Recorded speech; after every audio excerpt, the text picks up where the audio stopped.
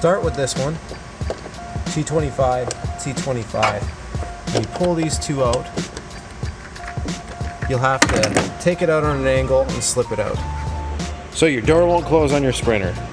Let's go ahead and show you quickly what happened. I just pulled this seal off because I actually had to clean in this trough. Sometimes that will get in there.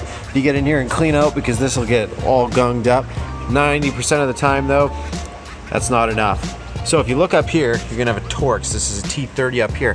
Now the ones that people miss are the ones that are in here. Why? Because they have this little cover like so. If you're in a shop, it's really easy actually. If you take your air tool, I'm gonna show you this. If I sink this in, watch this.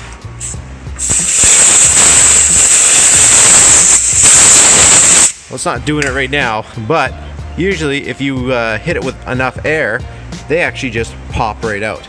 After they pop right out, I don't have a screw in there, so I'm not too worried right now. After you pop them out, there's some more T30s, so keep in mind, there's one here, and then there's that one right there, one here, then get that top one. After you do that, you should just technically lift right out. If it doesn't lift out easily, then you didn't get them all. Then you'll probably have a whole bunch of stuff right here.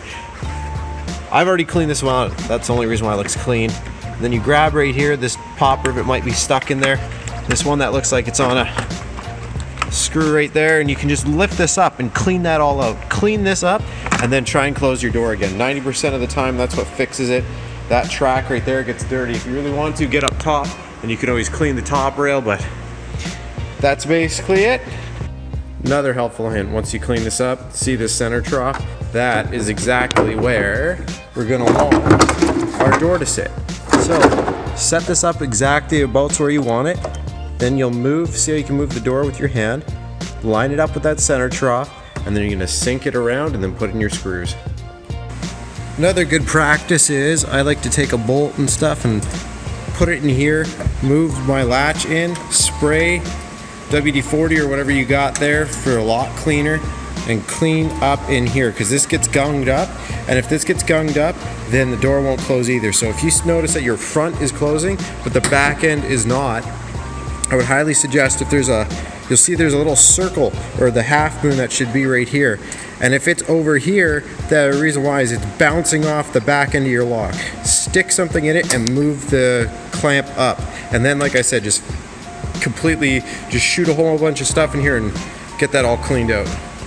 I hope this helps you get your door working again on your Sprinter. Thanks again for watching. Press a like if it helped you out and subscribe for more.